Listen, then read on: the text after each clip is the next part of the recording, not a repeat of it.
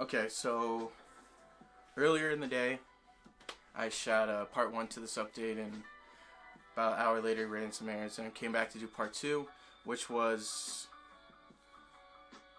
Sony brings out the a73, and it causes a lot of crazy things for me to think about shooting on Panasonic, and one of the big reasons why I'm gonna stay on Panasonic and where I see certain things, which is a pretty big topic right now because of one camera. So Sony brings out the a73. The a73 is $2,000. Now we're talking that's if you're on the cusp of shooting and you're starting to get clients and you're thinking about that next camera, I want to say the Sony a7 is the best investment right now for pictures. For video, at the 2000 range, you have the GH5, which you're just, the GH5 is so focused on video that you can't beat it for 1,000 or for 2,000, and it's actually at 1,700. So for 1,700, you're getting the GH5, and you could get, for the same setup, you can get a $500 lens and that, and it's just it's the craziest camera to come out. It's just insane, because for me, the Panasonic is just, it's the only thing holding it back is its autofocus, which everybody talks about. But I think what Sony just did was show everybody else that there's certain levels to this. So right now on the G85, you're on a 16 megapixel sensor, which isn't that bad. Not, you know, whatever. It is 16, but I don't shoot that many pictures, so megapixels don't really matter. But the G85 right now it's in a class of its own, for which Sony has its a7300, which is pretty much the same thing. So I had been thinking about, okay, so the Sony a73 might be my next camera if the GH5 doesn't, if I don't like what the GH5 is. And by what I mean is, the glass that you can get for the G85 is all micro four thirds, so you can find it really cheap and whatnot, and it's really just cost at a certain point. The GH5 is about 1,700, like I said earlier, but for what you get is, it's the most, you have so many options with it. And yeah, I've never shot with the GH5, but the GH4 I did get to shoot with. I rented it before I bought the G85, just for the fact that it was better in low light and whatnot. You're getting better things with the GH5, where your stabilization, I wouldn't need a gimbal and all this craziness just because of how good the IBIS is. Whereas in the Sony's a7 III, it might be the same. Obviously, I don't have it, but I'm now just getting rambled because it's such a hype camera. It's doing this to a lot of people.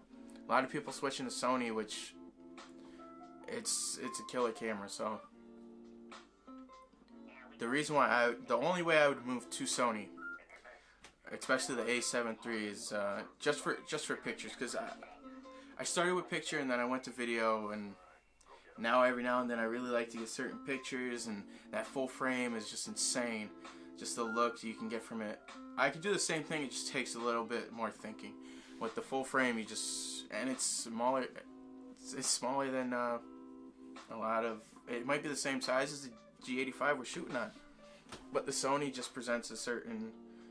They present a new feel on the camera market, which is just, if you have the technology, put it out. It doesn't matter, which I think is what the G9, the G series is, the G7, G85, G9.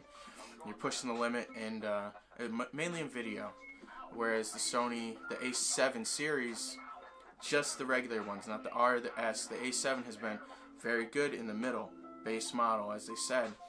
But you think A7 right now is, I want to say, what the kit lenses you can find for like $898 is the last I looked, and then the A7 II is, you can find for about $1298 with the kit lens new, and then this one's $2,000. So it's just a different feel for what it is, and you're mainly, if I was to switch, it's just for pictures. I think that's the only reason you would switch, is just for the pictures and the full frame look. Personally, Panasonic's still killing it. They update. The dual IS is crazy. I'm not going nowhere. But it made me really think about where I want to go. Because really the only expensive glass I truly have, and the only ones I like to shoot with, is the 16mm prime, which is a f1.4, which I got for $450. Insane, but obviously you can get it for Sony. And I think it comes native, or maybe you might need the mount, which is whatever. So that's the thing. And then 12, for me to get the 12, so right now we're shooting on the 12-35. So for me to get the 24-70, they have two kinds, which is the f4 for Sony, which I think is like $1,000, and then you have the G Master 24-70, which is technically what this is, f2.8, image stabilized. But on the Sony, I want to say the G Master one is $1,800. You have Zeiss, the Zeiss one, which is a little bit cheaper, and then the Sigma and everything else is coming out. So it's a lot of big things coming right now. But just my thoughts on the Sony a7. It's gonna make a lot of people change, and like I said, I might even rent it just to see, because if I had to switch over, the only thing, I wouldn't even switch over completely. I think I would do more of a, I would probably sell a lens or two just completely, and then just buy like a Sony a7, probably refurbished, and just with like a 50 or something, and just see like where the pictures go, because it would just be a picture camera. I do want a second camera for certain things, so I could show off the GH5 in a video, which right now I use a phone in that. But I think to rock two bodies is nothing bad, and I think it does good things. The only problem would be just the photo looks with those two, with the A7 or even an A7 II, depending on how cheap you can get them. So big things, man, big things in the camera world, especially when you start. When you talk pictures and video, I think the best hybrid is Sony. When you talk just pictures, I might say Nikon for just their ISO and how they take care of that. And you might say Canon for just the way they reproduce colors and less time to edit them. Whereas in video, I don't think anybody beats the GH5 for 2000 and under. I don't think anybody could touch the GH5, especially now it's 1700. You're not beating the 4K 60. You're not beating the variable frame rate. We're talking this insane camera for 1500 or 17 that allows you to do everything video. Like, it's insane what it is. It's just the fact that the only reason it's not as expensive is because of the size of the sensor, probably. But I think what that Sony one does is just it just creates it, man. This video is getting super long because I'm still thinking about it, and I truly want to just test out a Sony a7, because I've been looking at it and you see it, and right now that Sony a73 is destroying the camera market, just for the fact it's not destroying it, it's making everybody want to do better, but everything gets cheaper. So obviously I know this is why you don't invest in camera bodies, which is completely fine. I never have. So when I upgraded, I sold the last one and got the G85 for like $300, which you got a lot. You got the IS, which is the biggest thing. But the biggest part is, what can it do truly? And Sony, will it get cheaper? Will the glass get cheaper? Because that's what it's truly all about, is that glass, where you're never going to lose the amount.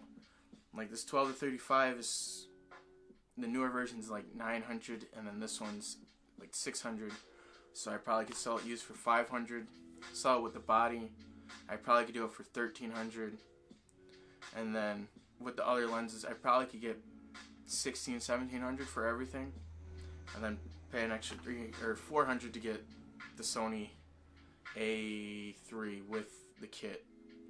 I'd be starting all over, which is crazy, which I wouldn't do, but it's something that makes you think and makes you realize which companies are pushing it forward and what's really happening. So, big thing. Will I shoot Sony? Maybe a used camera.